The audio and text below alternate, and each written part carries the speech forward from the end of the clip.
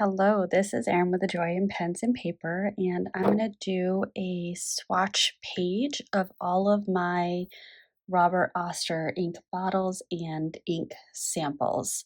I'm going to start with the bottles, move into the samples, and I have loosely arranged them in a way that perhaps might make sense. I don't know. First off, we're going to start with Frankly Walnut. This is a collaboration and exclusive ink with Federalist Pens. I picked this up at the Commonwealth Pen Show this past September.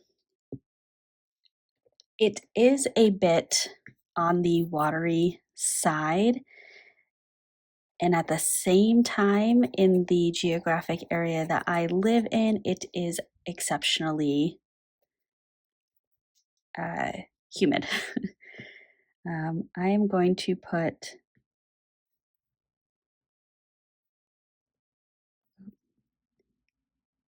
RO right there.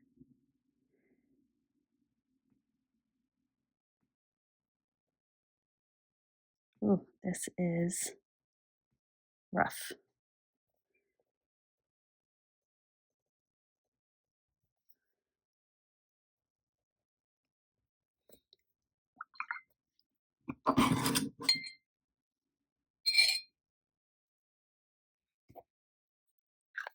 That is quite wet.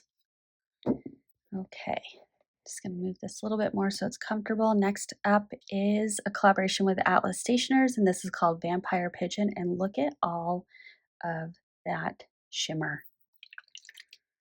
That is quite full of shimmer. So let's get this nice and agitated. And the shimmer is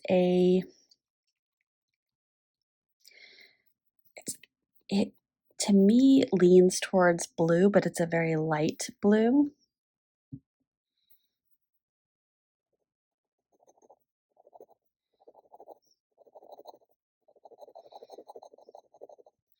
Now, if you watch a lot of my videos, I apologize for being repetitive because I recently talked about this ink, but this was gifted to me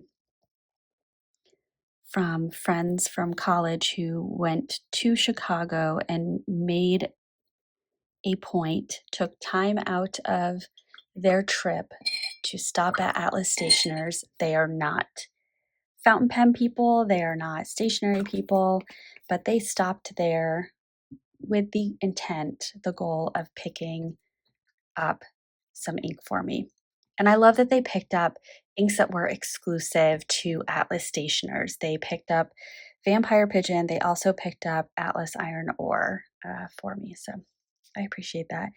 Next up is another collaboration with Atlas Stationers. This is called Polar Vortex, and I love this because it's that kind of grayish purple color, which I really love.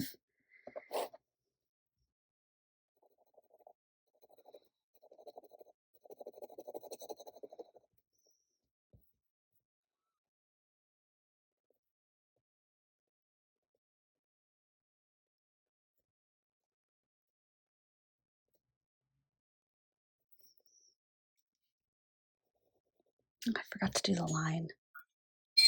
Goodness gracious.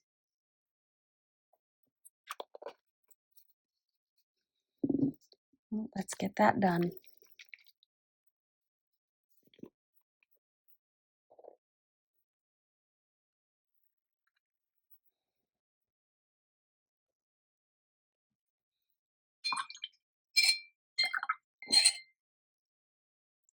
I do have two water jars, one to do an initial and just one to do kind of a finish off.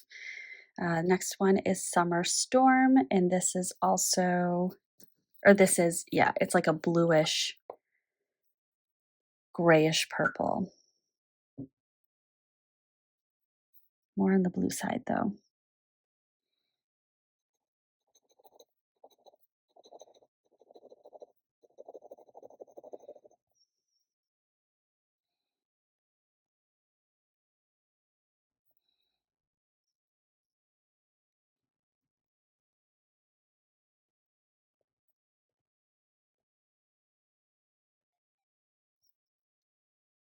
Oops.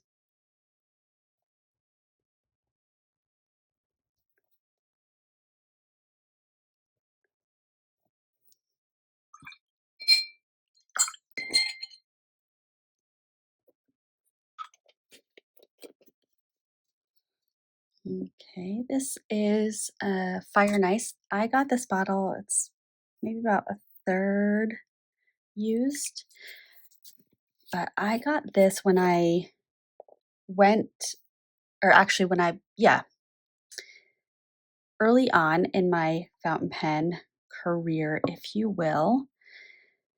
And this was my pop of color bottle.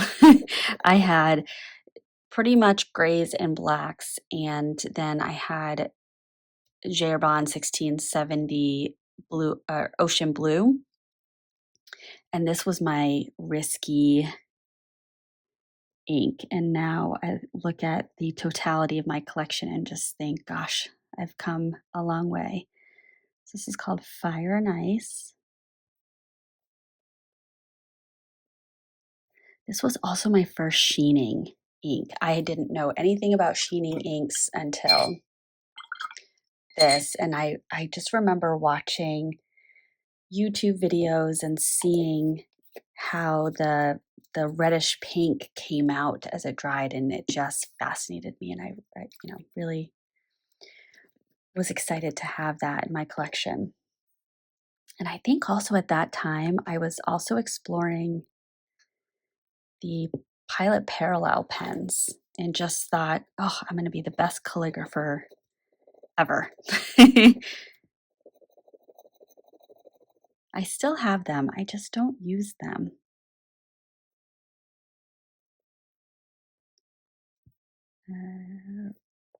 Yeah, River of Fire.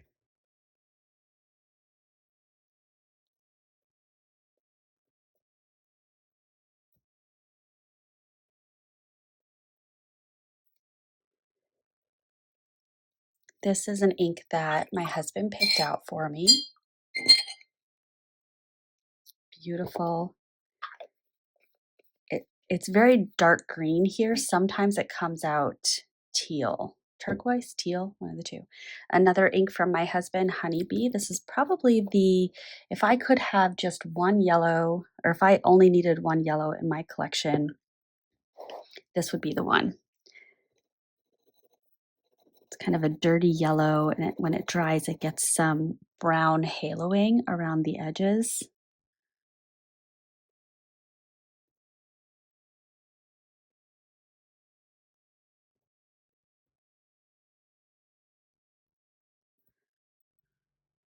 I don't know why I was just second guessing the name of that.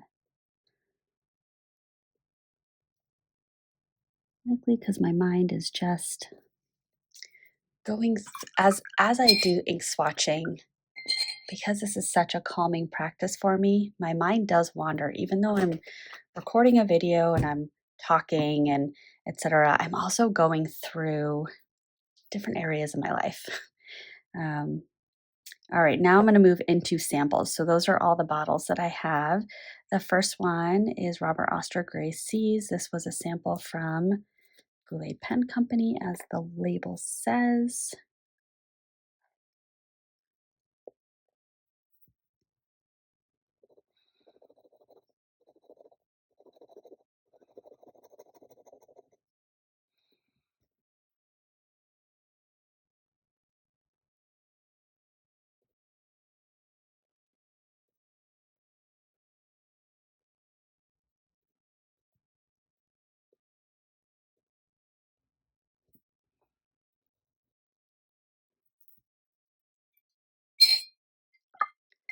And I had a viewer that gave me clarification that Gray with an E is from the UK, Gray with an A is from the United States.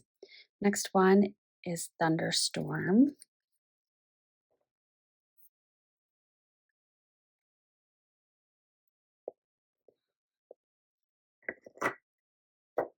Grab my Inkapet.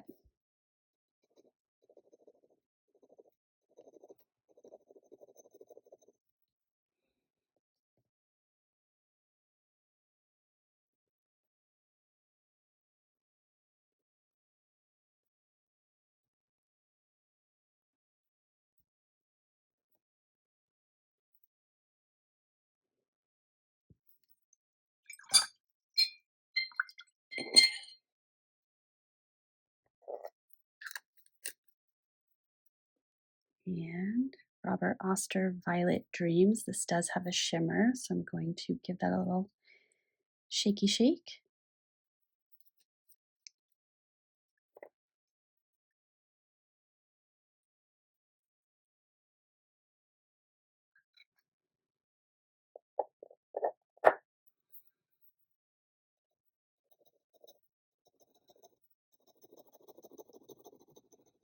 Oh, it's so interesting having that right next to Fairchild Press Lady Rose. It's like a slightly more purple version.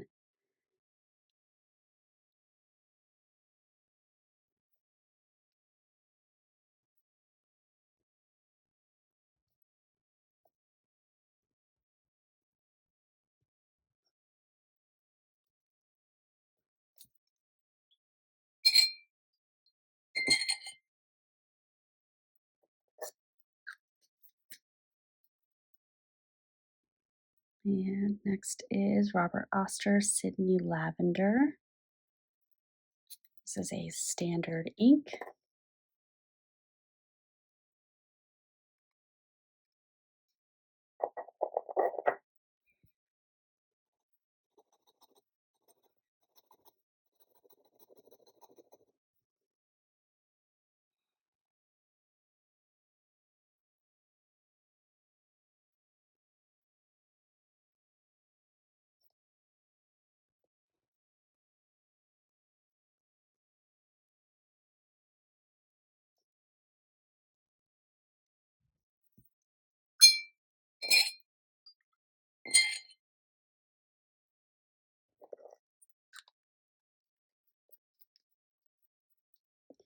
And then Robert Oster Muddy Swamp.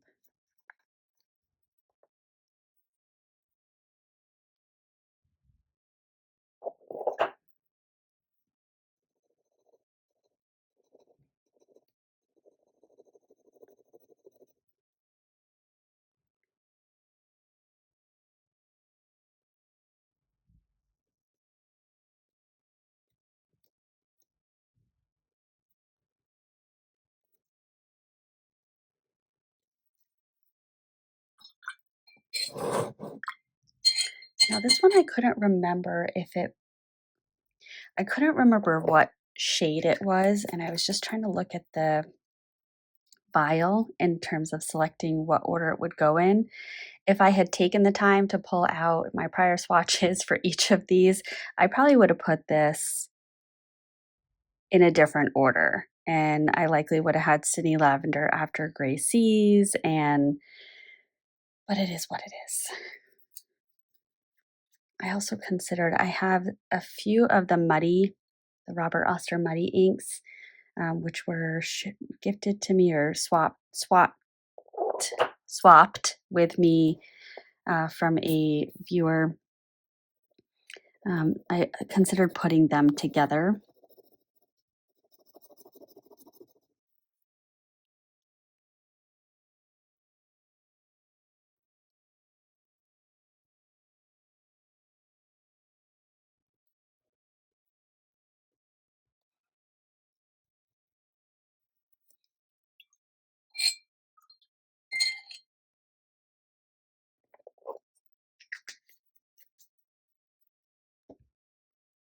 And another muddy sand. So I kind of almost put them together.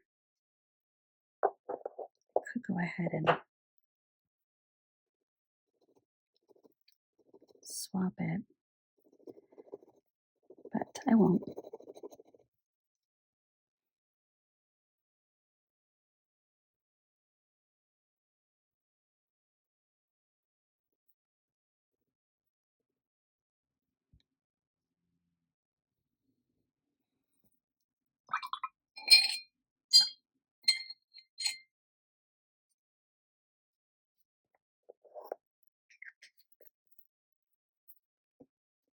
Next up is Cafe Crema.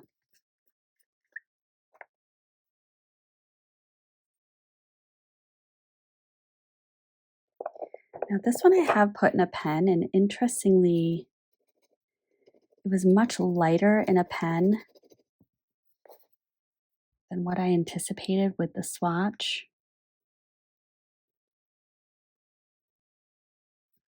two F's or one? It's two F's.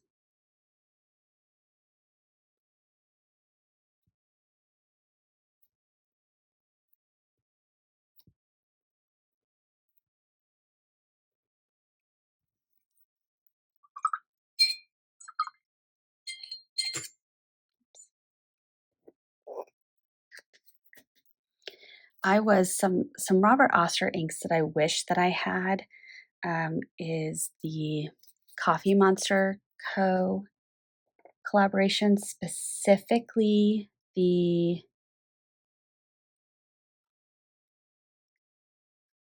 why is that sticky? Interesting. Not the Day to Night, the other one.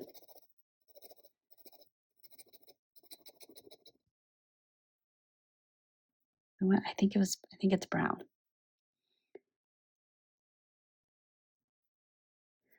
This is Australis.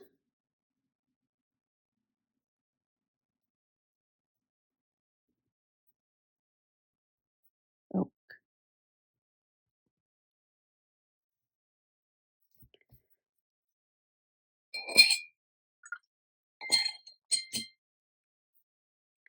it might be time to say goodbye to this ink because it has a little stringiness to it, which I have not seen in an ink before. If you've experienced that, please leave a comment and tell me if that means that it is or has gone bad. I do like the color of this, but I do have other inks in my collection that are similar in color. So if I needed to say goodbye to that ink, I could handle it.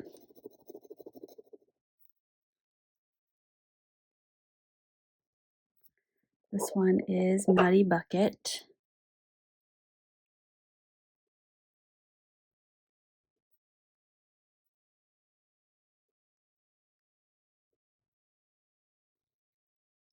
There are times that I see the names of inks and I just wonder where that name came from. And for example, this one, I'm not sure that I would think of green when thinking of a muddy bucket, but that is just me. This was an ink from a viewer that we did a swap, and I love how they did the hearts at the top with the ink color.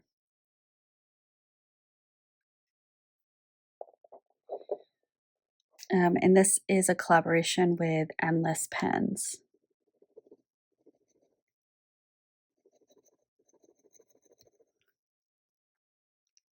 Tea time.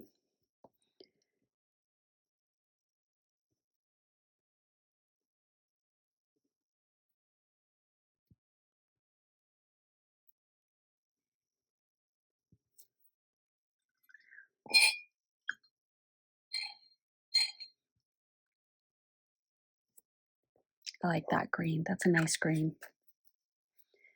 All right, and this was shared with me from Zen of the Pen, and I think he received it from another person, so it's a hand-me-down. And this is a collaboration with Van Ness. It's called Hemp.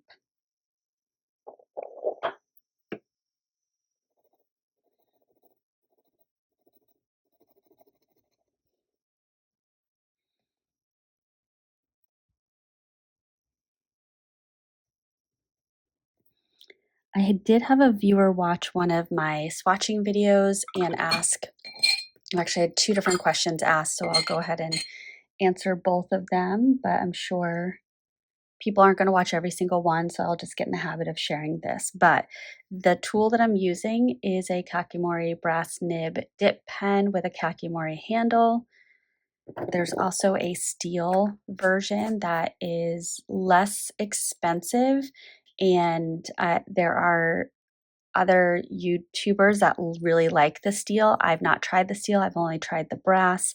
The brass is softer than the steel, so it's not as precise of a point, which then makes me want to try the steel, but I just can't justify spending the money just to have both. And then the other question that I've been asked is about the guide page. And so I have literally just taken a piece of notebook paper and used a marker, like the bullet point of a marker, to draw lines to create the grid. And I just, because Tomoe River paper is so thin, I just place it behind and you can see through, and it just gives me a nice guide for where to put things. And then when I remove it, it just looks so beautiful. And yeah, I love these pages. So these are all of my Robert Oster inks. Let me just move the page around so you can capture the shimmer, although there's only two Robert Oster inks that I have that have shimmer: Violet Dreams and Vampire Pigeon. A few of them are still drying, namely the Robert Oster, or RO, on Frankly Walnut, that I did a bit ago, and some of the others are recently swatched, so I'm not surprised that they are still wet. But that is my collection of Robert Oster inks. Right next to it is my collection of Ferris Wheel Press inks. I felt confident putting them in side-by-side pages because I don't foresee myself adding, at least in the next year, much more to either of these ink brands. And I've got 4 spots available for Ferris Wheel Press, and I have 5 available for Robert Oster. If I happen to be wrong, oh well, I'll put the extra inks on another page, and that's all right. But I like having these pages. They're not only really pretty to look at, but they also, when I want to get to a point where I swatch by color family, I will have a very current inventory of inks that I have, and I will be able to pull them all together. I did have a viewer also point out that in my 2024 ink vent, there are 25 inks when you include the 25th day, and there are 24 spots here. The 25th ink is Pine Needle. So I will be swatching that. I want to give this time to dry, and I'm going to put it on this page right here. And I also realized I forgot the Y on Brandy Snap. So maybe what I'll do is add the Y and swatch it on this page. That might be the smarter thing to do, but that will get swatched. So thank you to the viewer that caught that. I appreciate it. I appreciate anyone who made it to this point in the video. Thank you so much. I hope that you have a wonderful rest of your day and a very productive week, and I will catch you in the next one.